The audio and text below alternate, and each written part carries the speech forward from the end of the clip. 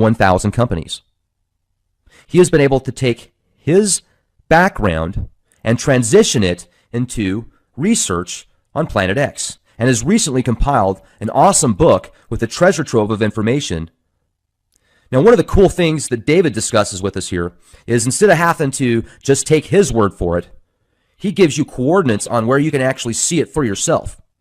And by 2017, mid-2017, he says we're going to see an eclipse with Nibiru. So the implications and the side effects of what might happen to us here on Earth is pretty scary. We're going to get into some of that. David, really appreciate you joining us tonight. How the heck are you? Very good tonight, sir. How are you? I'm doing fantastic. I appreciate you coming on here with us. I know that you had reached out to us a few weeks ago. You've got a really cool book coming up here that's going to break everything down with Nibiru. Let's talk about what you do. Well, the way I got into it, I've always believed in following the money. About 5 years ago, I got into some research on the Pentagon black budget. And I don't know if you recall, but you probably do, that the day before 9/11, Don Rumsfeld announced at a Pentagon news conference that the agency was 2.2 trillion short. Money was simply missing, 2.2, not billion, but trillion. So having worked for a period of time at the Pentagon, I realized this was most likely black budget funds. And I did some investigation, and I ran across a couple of areas, basically the deep underground military base research done by Jesse Ventura, done by Phil Schneider, done by other personalities. And I realized, of course, that's likely the source of the lost money. It's black budget ops, and it's being spent. And why is it being spent in terms of these type of bases? So that's how my curiosity was picked, you might say. These bases, I understand, are built away primarily from geologic tectonic areas. But again, when Planet X passes, you're going to have new geotectonic faults established when you have force 11, 12, 13, 14 earthquakes. So I don't know how safe they're going to be. It could be a lost investment for those people. In any case, that was my basic introduction about 5 years ago. And then I got into the science of the topic.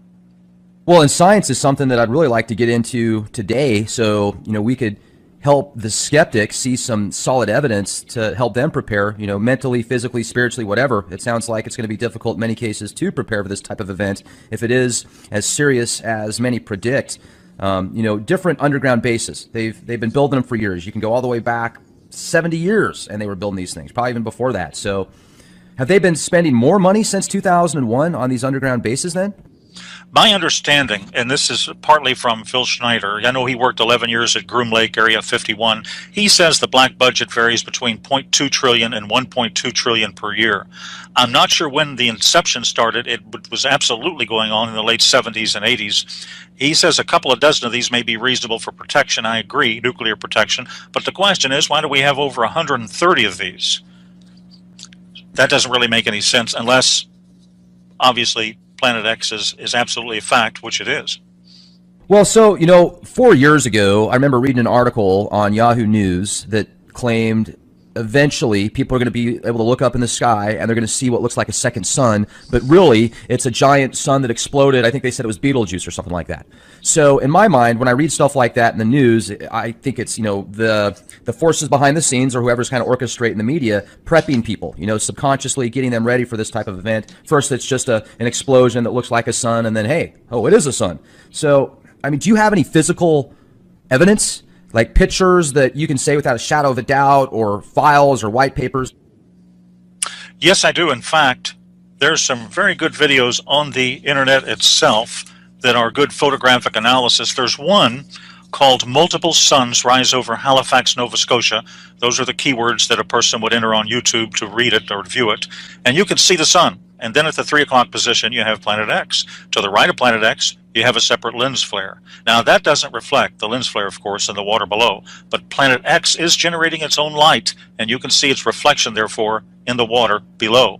Next, I think a fog bank moves in, and it obscures the sun, but Planet X is still visible. A lens flare cannot do this. Now, that's one good example of something they could simply look up themselves on YouTube. There's also some good Davis Station South Pole videos out there, and there's, in my book, which is Planet X, The Arrival in 2017 by David Mead on Amazon, I've done a video. It's page 15 or 16 or so of the book, and I have a section called Photographic Analysis of Planet X, and I study one video which another analyst did an extensive study on.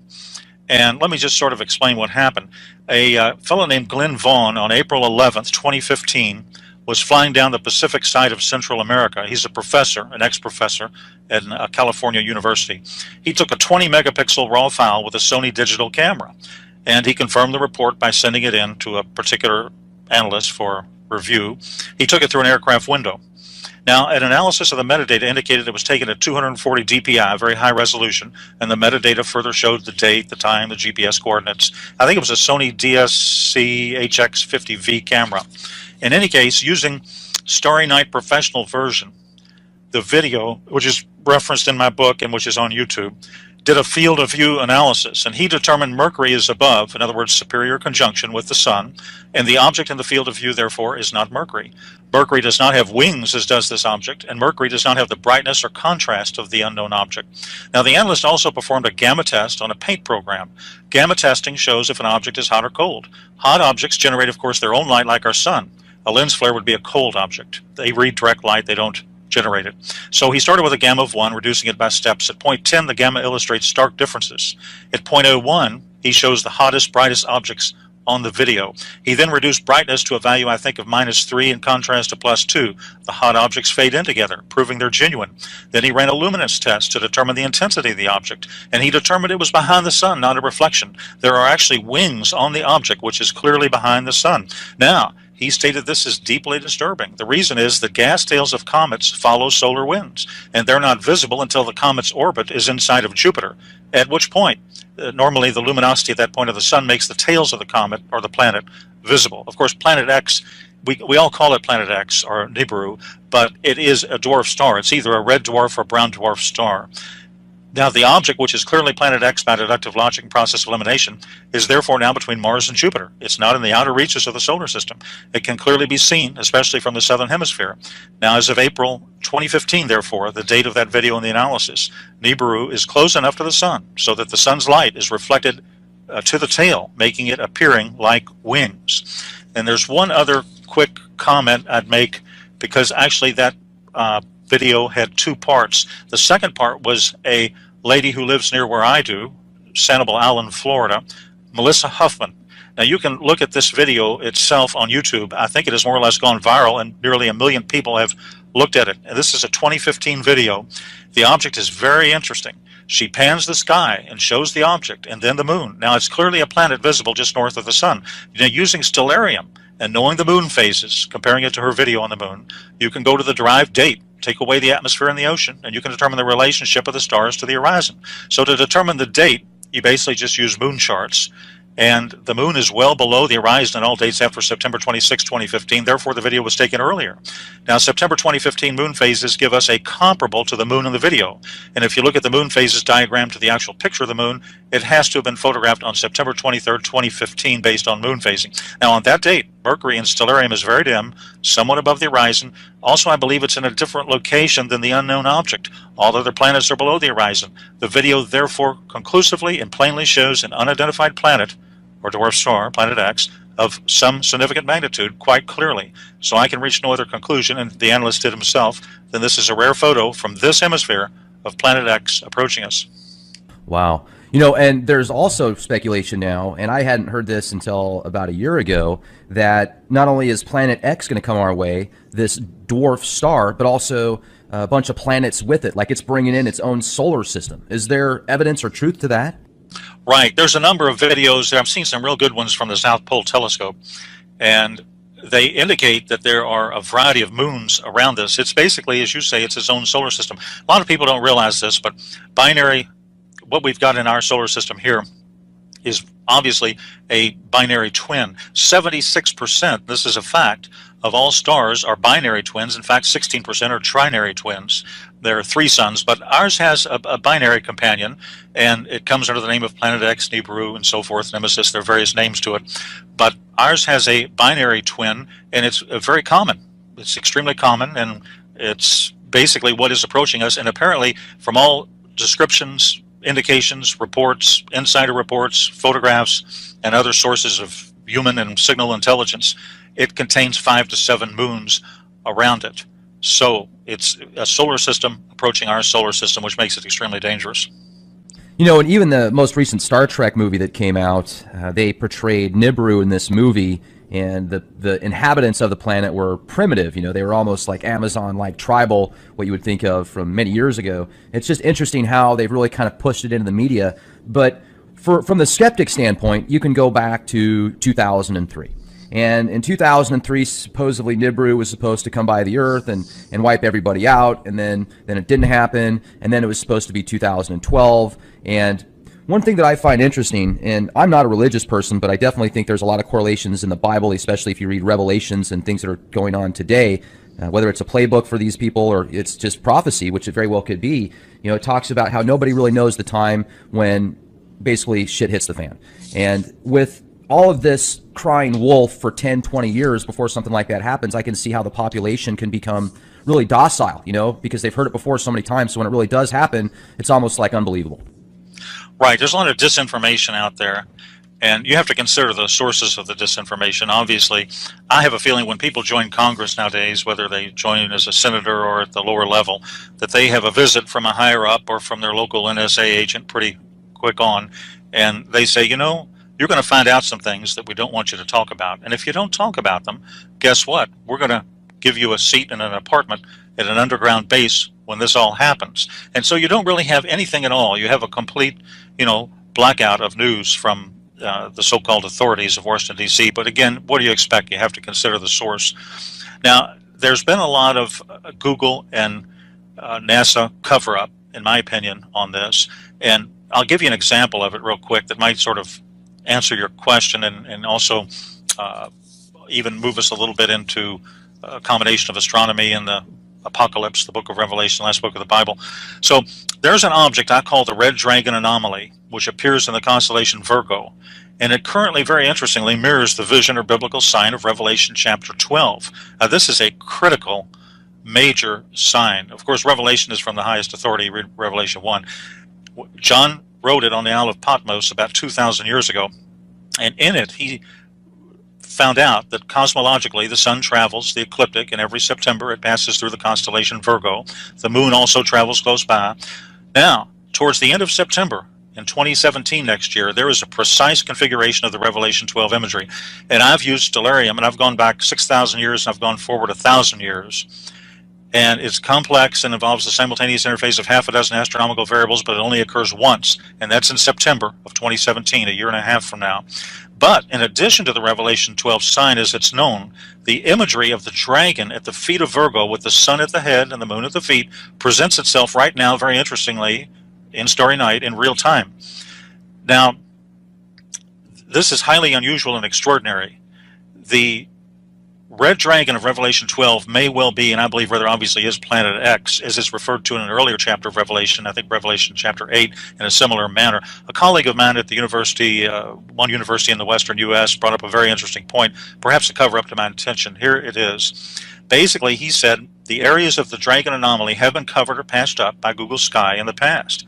But one of the ways to actually see what is behind this patched out area is to use a program called Skyview by NASA. Skyview, what that is, it's a virtual observatory on the net. It generates images of any part of the sky from wavelengths of all regimes, radio to gamma. You just filter it. Now, when you view these images in various filters, you can see the actual color of this anomaly in Virgo is red, and it does look very menacing, as it appears to have a face like a dragon with two profound eyes. It's very intriguing and quite strange. Now, just for your listeners, I'll provide very briefly the right ascension and declination if they want to go to Skyview. And here it is. Just cut and paste this coordinate.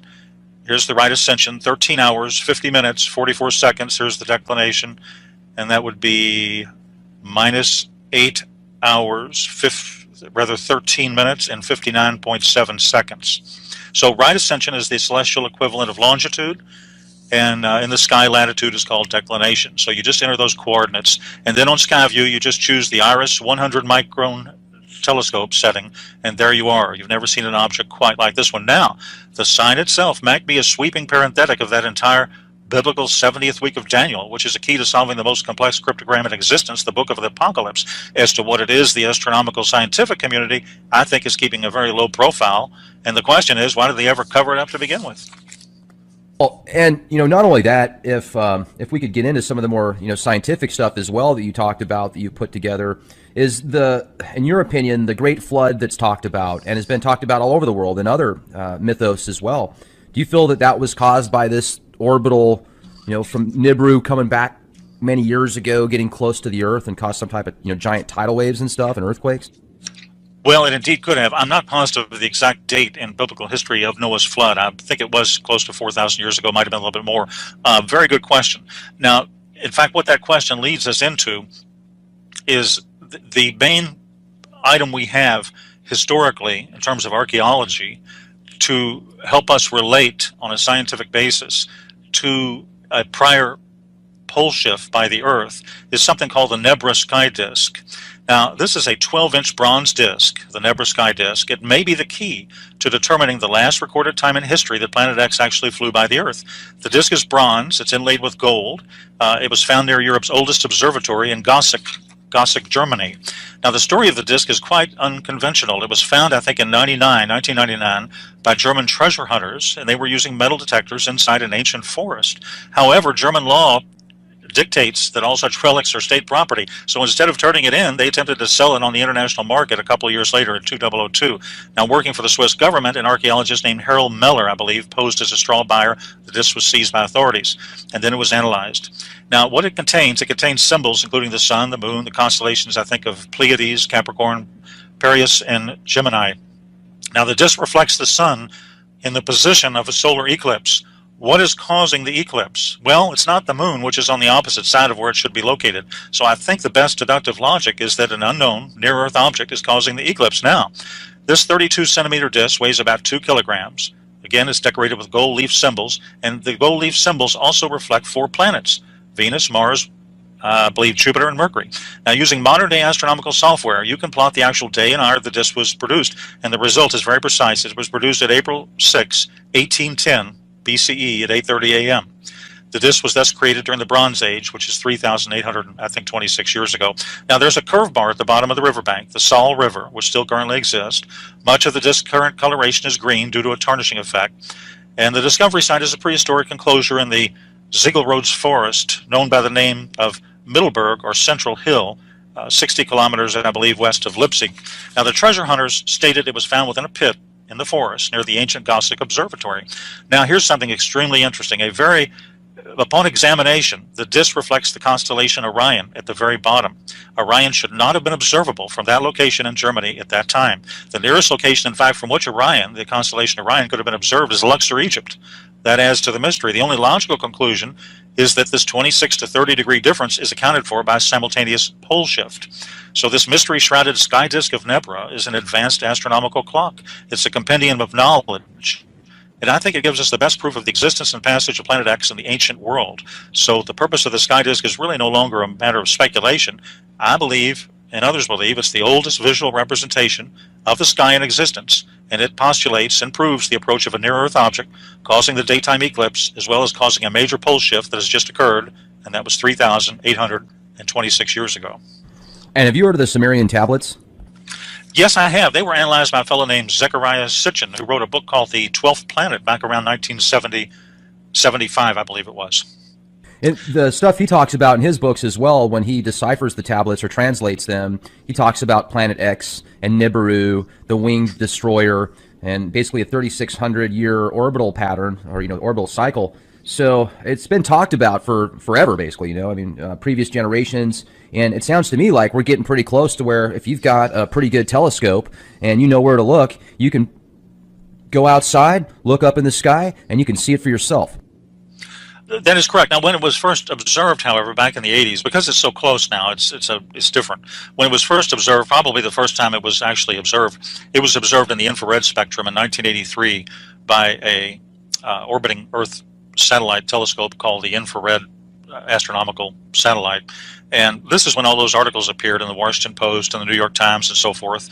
And that's when right before blackout occurred. There were some articles over a 6 to 12 month period of time when it was pretty much spoken freely of, and then all of a sudden, I think they realized the seriousness of the matter, and they went ahead and produced a blackout. But a lot of times this is, I think many of the instruments that are used to view this object in very great detail are, for example, the Spitzer telescope, which is in a trailing Earth orbit. It's, of course, a satellite telescope, and it's infrared.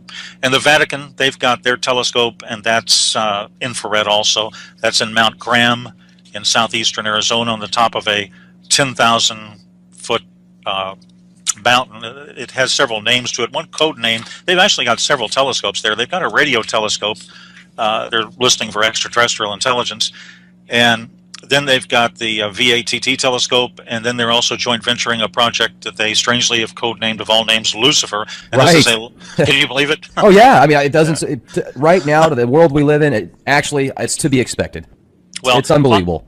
It's right. It is. And Father Malachi Martin, I remember an interview with him back some years ago. I found out about it later, but he interviewed, I think, with Art Bell or some radio show in 1997, and he said, we're looking for an object, we the Vatican. Now, he was a Vatican insider. He's an ex-Jesuit. He was a Jesuit. And he said, we're looking for an object that's approaching from space. The Catholic Church is, the Vatican is, and we think it's going to approach in about 20 years. Now, that was in 1997, which is 19 years ago. So he basically, I believe he was a professor of paleontology at the Pontifical Biblical Institute of the Vatican, and he criticized the Vatican for not releasing the full content of the third secret of Fatima, and the presumption was the Vatican didn't want the facts known about wormwood. Well, in any case, it just seems highly suspicious that they've invested, all of this money there to, why are they in the strange business of astronomy?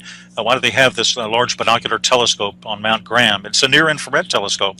Now, the cover story is, of course, they're looking for extrasolar planets and alien intelligence. But they have an infrared telescope. They have to supercool it to minus 351 Fahrenheit to allow it to conduct observations. And, of course, a dwarf star, whether it's a red dwarf or a brown dwarf, and the only difference is the size in those. Brown dwarf never reached fusion stage. It didn't convert hydrogen to helium. A red dwarf is anywhere from 0.8% to half the size of our sun. Anything less than 8% of the size of our sun is classified as a brown dwarf. So it's one of the two. But the way to observe those is in the infrared spectrum. They do have red halos around them, but to determine the heat signature, you need an infrared telescope. So that's what you've got. And anyway, I think another Vatican insider stated that the Graham Observatory is used to study anomalous celestial bodies approaching the Earth. And I think in an interview with him, he compared it to what the CIA did with one of its secret eyes known as the twin to Hubble, Sky 12, Keo 12. You may have heard of that program. But in any case, the Vatican is set up like a government. It has its own secret intelligence agency. It's called the SIV. And the English translation is the Information Service of the Vatican. And the LBT, their Lucifer telescope, is two giant 28-foot diameter telescope mirrors. And it's cooled, super cooled, in order to observe near-infrared wavelength range. So the question is, what do you think they're looking for? It's interesting, too, because you brought up the way that a brown dwarf and a red dwarf works, and you talk about how it's very difficult to see unless you've got, this infrared type telescope or whatever.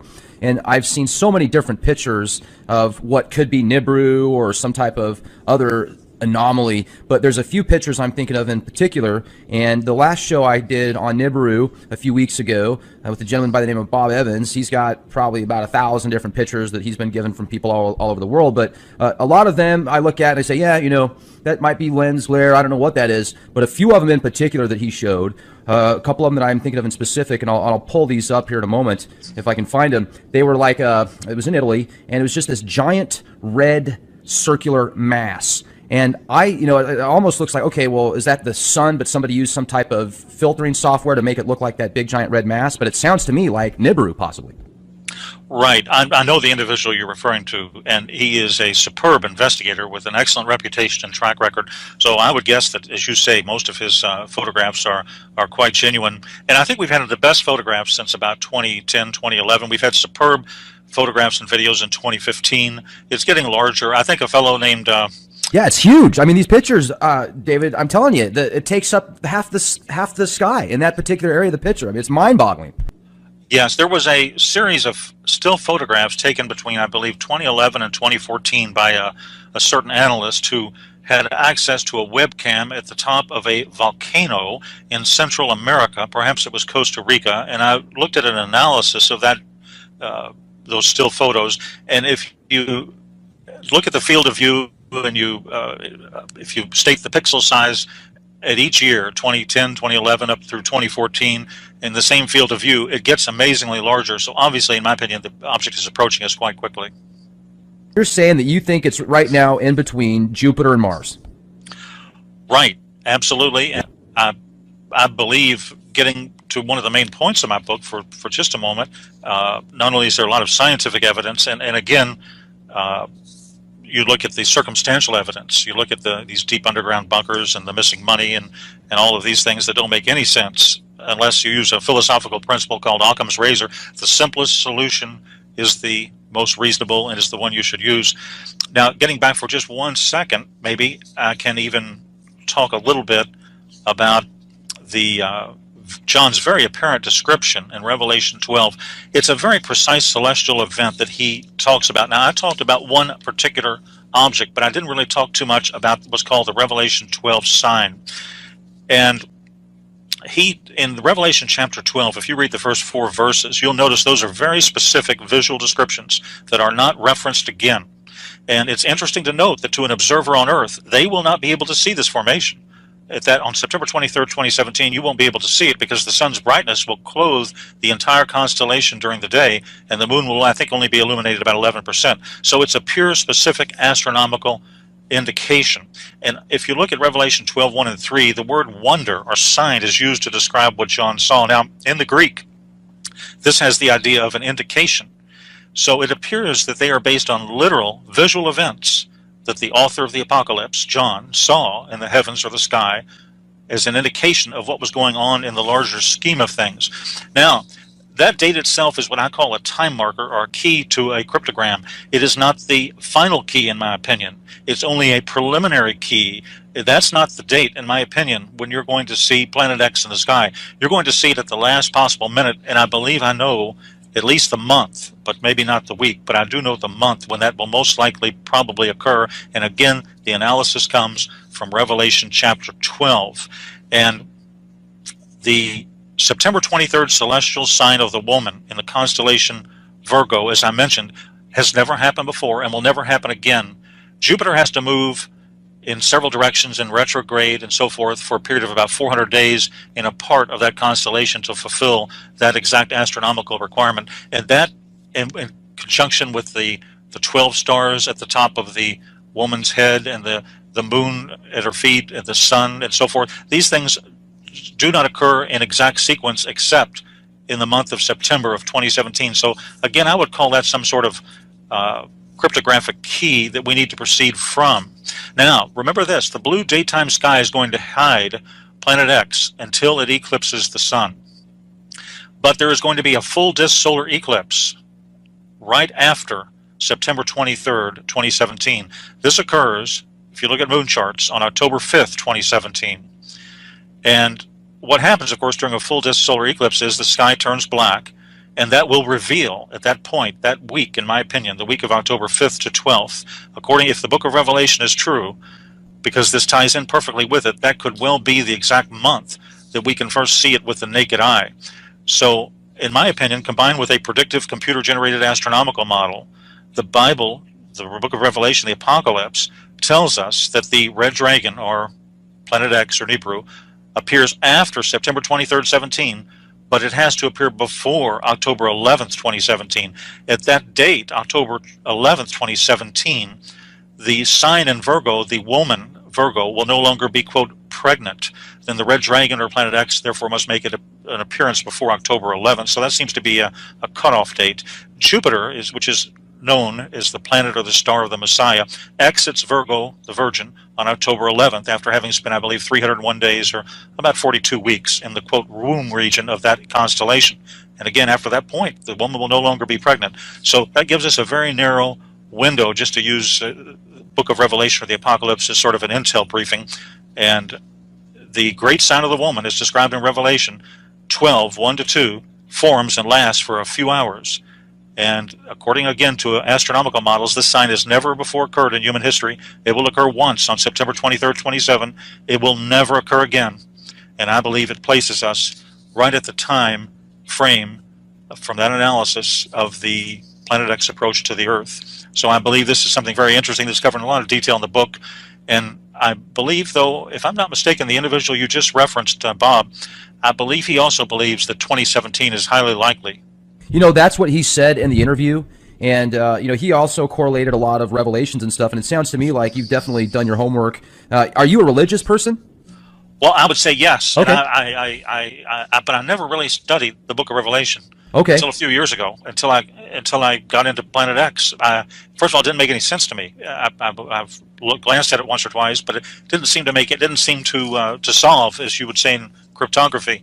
So it made no sense until I started relating it to this particular object and correlating what the Bible calls the red dragon with also what it's called wormwood. These are all terms referring to Planet X or Nibiru. They're all the same thing. The Vatican calls it wormwood. Revelation calls it the red dragon. Revelation chapter 8 again calls it wormwood. But these terms are interchangeable. So obviously this is a major astronomical sign that's going to have some very high impact value at a certain point in our history. The Earth has been around many thousands of years, and everything's going okay so far. And the end is not necessarily going to occur, but things are certainly going to change, and there's going to be major cataclysms. And the Earth is actually very cataclysmic in its nature. Only 500,000 years ago, there was a pole shift. 6 million years ago, there was a pole shift. 6 million years ago, I understand, the state of Alaska was near the equator, what we now know as the equator. So the 65 million years ago, as you know, there was a major asteroid collision near Mexico, and scientists say, well, that wiped out the dinosaurs because it caused ash to cover the sky and it destroyed plant and animal life. So we really live in a very cataclysmic universe. And the interesting thing about these asteroids, that Planet X has a tail anywhere from 250,000 miles to several million miles long. And the dust of that planet is red iron oxide, but the tail, especially as it passes through the asteroid belt between Mars and Jupiter, picks up a lot of asteroids, some large, some small, some kilometers in diameter. And these items, the U.S. and the world actually has nothing at all to protect against an asteroid collision. You can't shoot a nuclear weapon at it because all it would do is break it up into more pieces and you'd have more targets hitting the same area. There's no early warning system. There's no way really to protect against this. Yeah, you'd almost have to find a way to send something that could move it, hook up some thruster system to it and have it blast off the opposite direction, because obviously inertia, you shoot a missile at it and then it's just going to be a million other pieces that are going to fire onto the Earth. So, very right, interesting. And they haven't discovered that yet to my knowledge. They're probably working on it, and they might have it in 50 years, but I don't think they have it yet. Yeah, absolutely. Who knows what they have. So how far before you think, do you think in 2017 it's going to be chaos on Earth? Do you think that it's basically going to be blowing up, earthquakes 10 times more than they are now? What's going to happen a year from now? Right. Well, at that point, I would prepare. Now, here's something very strange. I would prepare on or before the fall of 2017. I would conduct emergency preparedness. Of course, you want to be spiritually ready. You want to have a clear conscience and all that, but you need to do physical preparations as well. I think survival gear, emergency food, that sort of thing. And the reason is, and again, all this while, you're going to get increasing levels of disinformation from the mass media until it's actually there. And then they're going to say, whoops, we didn't have any notice, we don't know what happened, and so forth. And they're going to run and hide in what they've already established. But the public is there, and the public has to fend for itself. This global warming, as you've heard, I'm sure, is a cover story. The Earth is heating up from the core outward because of the approach of Planet X. During the 20th century, I think there were 35 volcanic eruptions in a typical year. Now there are more than 35 of these every single day. So basically, when X approaches, that week you see it in the sky, let's say it's October of 2017, for purposes of discussion, at that point, it's not going to actually collide, I don't believe, with the Earth. The Earth is only 8,000 miles in diameter. It may pass 5, 10, 15 million miles away, but it has a very high magnetic attraction. It's going to have a gravitronic effect. It's going to cause the shifting of the Earth's crust. It's going to cause major volcanic activity. It's going to cause tidal waves. And when a pole shift happens, the ocean literally comes up out of its basin. So you're going to have major weather changes, seismic activity, and volcanic eruptions. Probably at that point, Yellowstone, the Yellowstone super caldera, will likely erupt. That could affect up to a third of the United States, cover it with ash. Right now you've got unexplained sinkholes, bizarre weather.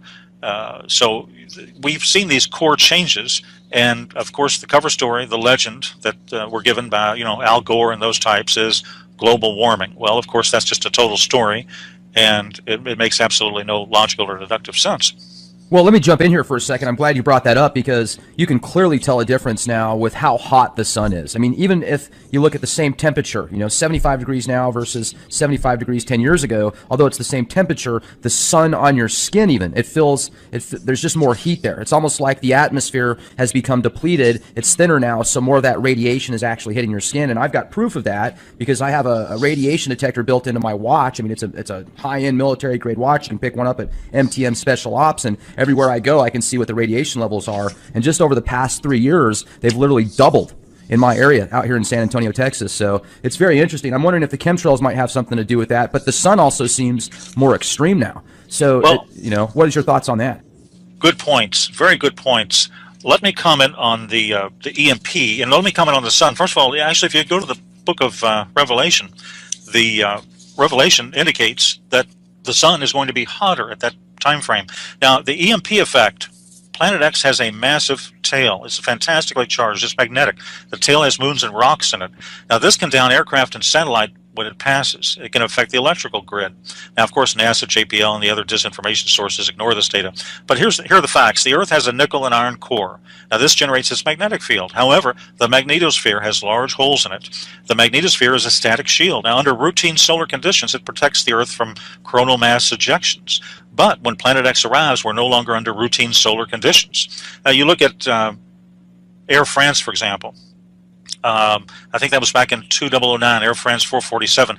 This is a little bit off topic, but really it's on topic because it's an excellent metaphor, an excellent visual type of illustration as to the power of Planet X. When Planet X hits, the utilities are going to be shut down for anywhere from 3 months on. There's going to be $5 trillion worth of damage to the electrical grid.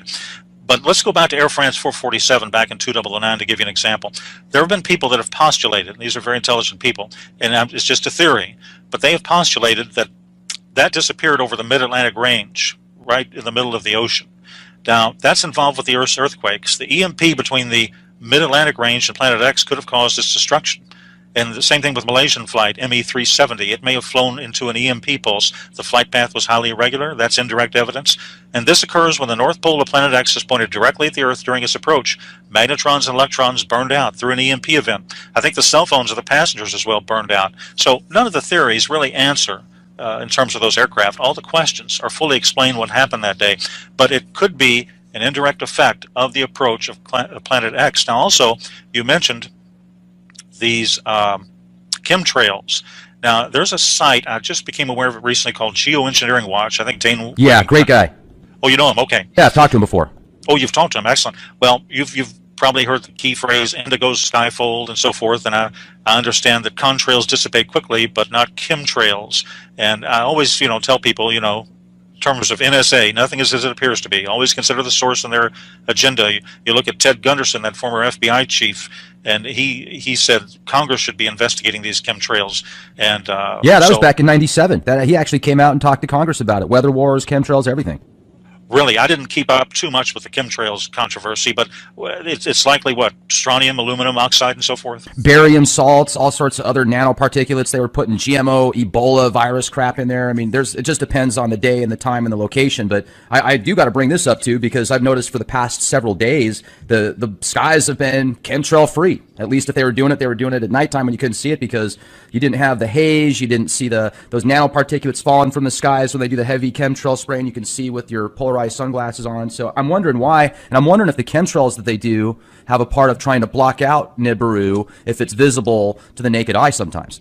I think that's very possible. I think they're attempting every type of disinformation possible. For example, let's look at what happened recently. And let's give you a little history on this. You probably know a lot of this, but for your listeners, science admits quite a few points in favor of Planet X. Our solar system is surrounded by the Oort cloud, 50 to 200,000 AU astronomical units, or Earth-Sun distances from our sun.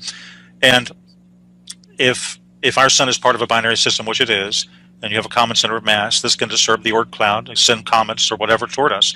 Now, science also admits an asteroid impact is absolutely responsible for the extinction of the dinosaurs about 65 million years ago, and the Tunguska effect or event in Russia in 1908. I think that explosion had 1,000 times the power of the atomic bomb dropped on Hiroshima, flattened 80 million trees, 840 square miles. Now, here's the thing. Science admits a recently discovered dwarf planet named Sedna has an extra long and a rather unusual elliptical orbit around the sun. I think it's 76 to 900 AU. And Sedna's orbit is estimated 12,000 years. Mike Brown of Caltech said Sedna's location doesn't make any sense. Sedna shouldn't be there. There's no way to put Sedna where it is. It never comes close enough to be affected by the sun, but it never goes far enough to be affected by the stars. Now, this fellow Brown is part of a Caltech team that claims to have discovered the ninth planet earlier this year, in 2016. And as you know, Pluto's been demoted. It's no longer considered a planet.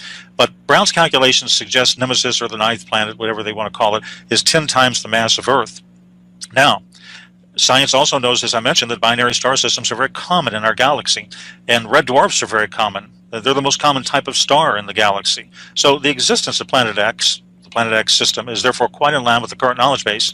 But to wrap it up, this so-called ninth planet, recently disclosed in January of this year by the NASA people, never a straight answer, is a combination, in my opinion, of information and disinformation. It's what we would call in the intel community a Bush League type of propaganda. My advice to anybody thinking about this or thinking about doing too much research on this quote discovery of the ninth planet, don't major on minors. I don't study their announcement too much or pay much attention to it. Now, the real Planet X is in the vicinity of Mars and fast approaching Earth. It has no direct relationship or indirect relationship to this recent discovery, and this so-called discovery is just one more piece of evidence, in my opinion, that the powers that be are running scared and making mistakes as they go.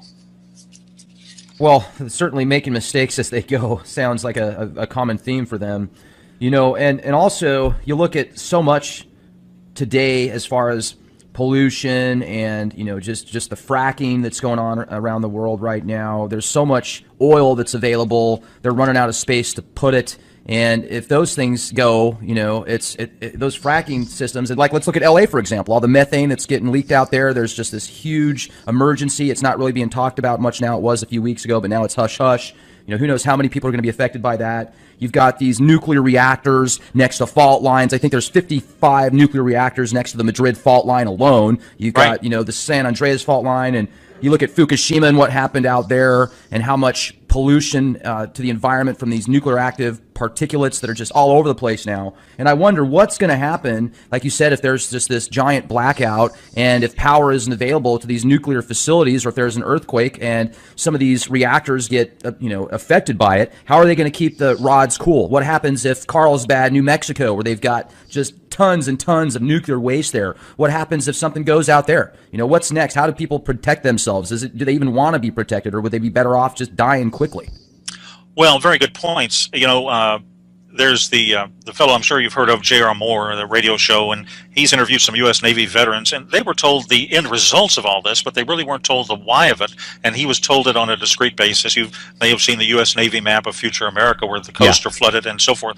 Well, now, you know that the magnetic poles have been shifting towards Russia at maybe 40 miles an hour a year, but when Planet X arrives, the physical poles will shift. Now, this will create some hyper-earthquakes, tsunamis, and the shifting of land masses. So if you want to look at a few different states, one thing people can do to protect themselves is simply be in the right location when it happens. Now, there's a few states to avoid. And California is highly dangerous. It's composed of rock plates. Now, when rock is compressed, it breaks, and you'll see the crumbling of rock, of course, as its mass goes upwards. Now, the West Coast will have major catastrophic changes, synergistic proportions, tidal waves, high hurricane-force winds, earthquakes on the fault lines, volcanic activity over the magma, forest fires caused by what's in the tail of Planet X, and also caused by volcanic explosions, severe lightning storms. So it's highly dangerous, and I think the long-term danger is in riding out the shifts for those who are living near the boundaries of plates. Now, cities without mountains as a backdrop can just be washed out to sea. You'll have broken gas and water lines. San Francisco, it's on the San Andreas and other fault lines. A lot of the population will be trapped. Water will overflow the city. Survival will be minimal. California is not a good bet. Now, the area around Arizona, on the other hand, the Hoover Dam probably won't survive because of earthquake activity, and you'll have rivers flooding, and areas within rivers should probably be avoided. But you look at Phoenix and some of these main cities. Arizona has withstood many a pole shift. The area around Tucson is safe. Florida is another very dangerous state. Its highest elevation is 105 meters in the Panhandle. But as for Central and South Florida and the Keys, these parts can be devastated by a tide of water. Colorado, for example, is a safe area. The domestic division of the CIA is relocating to Colorado. That should give viewers many clues right there. Right. Eastern Colorado descends into plains, has rivers. Some of these may be a border safety. And of course, one of the safest parts of the country is the Ozarks, northern Arkansas, southern Missouri, average elevation close to 1,000 feet, self-sufficient water supply, agricultural land. They'll do well. They're also isolated from large metropolitan areas, and they're well enough inland to avoid flooding through, tidal waves. So it's part of the preparation is probably geographic. But I would expect when it hits, when you see this object in the sky, you'll have 1 to 2 days to accumulate all of the emergency food and water you can. I would accumulate at least a 3-month supply. Now, the strange thing is about this whole thing is that Congress could have done something about this electrical grid. It could solve it for $300, $400, $500 million. They've never done anything to harden it. The military has parts of their grid hardened, but the Congress has never done anything. And yet they know that the estimate of a 3-month downward collapse of the U.S. electrical grid will cost the nation in excess of $5 trillion. So I don't understand the thinking, but this is Congress, so that's it. I think they're probably trying to protect themselves as well. Maybe they are being offered a nice, 1-bedroom apartment about 15 stories underground, and they'll be okay. They won't have to worry about anything during the catastrophe. But, how long is this going to last? Well, the effects could last as long as the electrical grid is down. When the electrical grid is down, as you know, you'll have a certain percentage of automobiles and trucks that will simply fail because of the EMP pulse. An EMP pulse, for your listeners who maybe are not too familiar with it, it basically can occur several ways. One way it can occur is through a nuclear explosion. For example, if North Korea were to have a rogue container ship or something like that, and they were outside the continental United States, or Russia had a drone submarine, and they exploded a nuclear weapon of a certain tonnage, a certain blast radius, 250 miles above Kansas City, it would basically knock out 99% of our electrical grid, as well as part of Mexico and Canada. But an EMP effect from the sun, a solar flare, can do that as well. And let me explain a little bit about solar flares. The biggest flares to date are called X-class flares. And now Y-class exists, but they're off the charts. Now, as I mentioned, the Earth is surrounded by the magnetosphere. It begins at about 1,000 kilometers and goes many more into space. And the sun and the Earth's magnetic field create this layer. But NASA discovered through a Themis mission that the Earth's magnetic field contains a hole, which is 10 times larger than they previously believed. Now, the magnetosphere shelters us from solar flares, but the hole is now 4 times the size of the Earth. So, in any case, the risk assessment, the worst case scenario, is if you have a violent CME that accompanies a Y-class solar flare, would come to us in a 1-2 punch. That would send the part of the Earth exposed to it back to the 1850s. It would affect all circuitry, all electronics. You wouldn't be able to do banking. There wouldn't be food after a day or two because there wouldn't be transportation. Only military, facilities would really survive and prosper, but not civilian facilities. And it's similar. We don't really have any experience with it in the last 100 years. In the late summer of 1859, the Carrington event happened. That was a great solar storm that hit the planet, and that was a coronal mass ejection from the sun, and that affected telegraph lines and burned them up. But that's about all. That was the greatest solar storm in recorded history. And the electrical grid was in its infancy, a few telegraph wires in larger cities. And it did short-circuit the wires. It caused massive fires. The aurora borealis was seen, I think, as far south as Cuba, Rome, and Hawaii. And in 1989 and 94, I think going forward, you had minor solar storms that knocked out communication satellites and shut down power plants, disrupted the electrical grid. But these were minor solar flares. So imagine if a solar storm the size of 1859 struck our modern society. You've got delicate wires that run everywhere, filaments, computer chips, hard drives, cell phones, electrical lines, and your vehicle's computer system. And so the perfect solar storm could send the country back to, the Stone Age, basically, for anywhere from 3 months to I don't know how long. It's really hard to say. It would depend on the damage to the transformers and how quickly they were able to be repaired or replaced. And if the solar event affects the entire Earth, they probably are not going to be replaced too quickly. It might just affect the northern and southern hemisphere, but if it affects the whole Earth, which it could be years before things really return to completely normal. And with that said, if things get that bad, let's talk about the military situation and a martial law type possibility. In your research, in your opinion, what's going to happen with, what's going to happen with the cities, with the survivors? Well, I would say where you are, you're going to be. When this happens, you're not going to want to drive a car 50 miles. Number one, you got a 50-50 chance to leave and start, and then where would you be going anyway? And you'd be moving away from your food and water supply. So where you are is where you're going to be. Now, hopefully where you are at that time, there's a concept, a theory called strategic relocation. where you don't want to be too near a major city like Houston or New York City or Atlanta. You don't want to be too near Miami, for example. You want to be in a smaller area. Maybe you want to be on a small island that has a population of 3,000 people in the Gulf of Mexico. Maybe you want to be in a suburb or in the country, some distance from a metropolitan area. But wherever you're going to be at that point, you may be there for a long, long, long time. So you want to consider, seriously, I would say, consider where you are keeping residence. I mean, absolutely, Houston. I can't even imagine what that place is going to be like if something like this happens. I mean, Zach, you can just go to YouTube and watch a 5-minute video on how some people react to Black Friday when they don't get their flat screen TV for $100. You know, they'll punch a 80-year-old woman in the face that can barely walk. You know, and they're 300 pounds. I've seen that before at Black Friday on TV and YouTube. It's terrible. You know, to see that kind of stuff. But Katrina. Katrina's an example. I mean, that was what was that? I mean, the shelves were, I think, were just no food on the shelves after 8 hours. Hurricane Katrina. So the supermarkets don't carry that much. They carry maybe 2 to 3 days maximum inventory. So those would be cleaned out within 24 hours, and there would be no food at that point. So martial law would be necessary to keep things under control. You'd probably have it. Now, do you feel that the military will even have the opportunity to keep stability and structure, or do you think it's just going to be full-on chaos?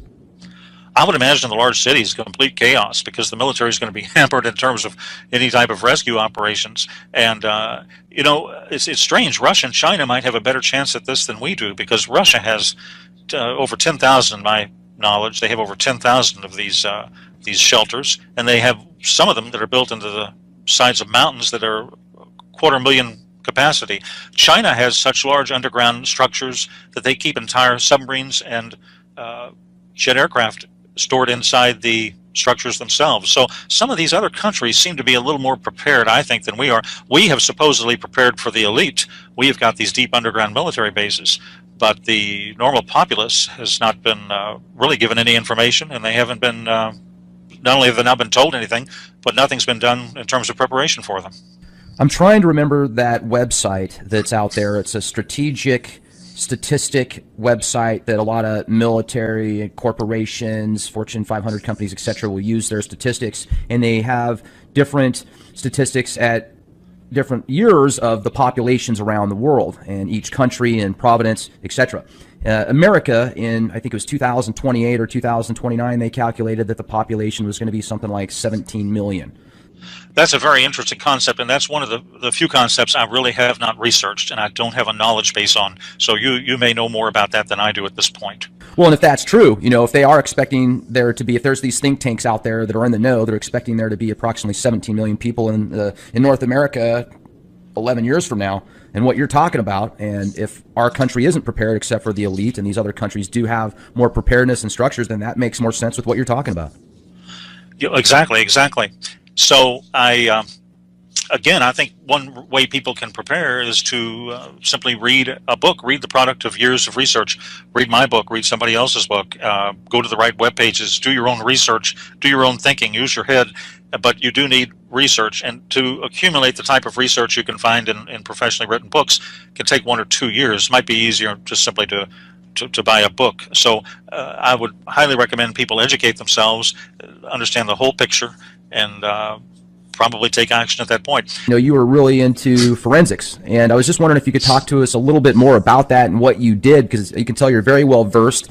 Oh, good, sure. Yeah, basically I was involved in, I've written some books on corporate governance, on fraud cases, fraud investigations. That's what I was involved in. I worked at a very high level of both the government and also with some Fortune 500 and Fortune 1000 companies. And I wrote reports basically in the latter case for the board of directors. And I would do, I was more or less a specialist in research. I was an investigator, and, you know, my reports were very highly detailed. And I've written a book, in fact, on research, and I've written a book on corporate governance. So I'm, you know, very familiar with all of the problems these large corporations have had, starting with Enron and WorldCom and so on down the line. And you haven't heard much lately about it, but for about 10 years, it was an unbelievable situation. And that's the period of time when I was involved in on the good side of the investigations and watching what happened and writing about it.